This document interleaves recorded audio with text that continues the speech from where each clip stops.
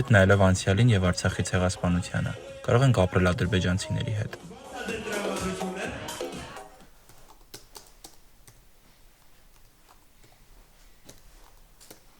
Տեսականորեն այո, ցանկացած քաղաքական քննարկում կարող է վերածվել պետական որոշման։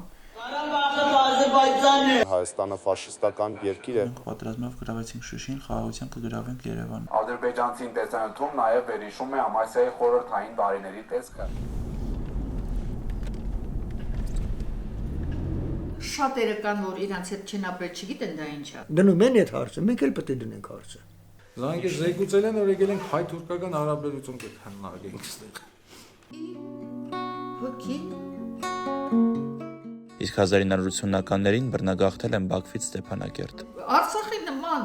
երկիրը դու վերցնես ստորագրությամբ 10։ Թափառիկ մի շուն։ Ծիծեռնակը բույն է շինում եւ շինում է եւ երգում։ Ամեն մի շող կպցնելիս առաջվա բույնն է հիշում։ Հայը գնալու է, հետը գնալու։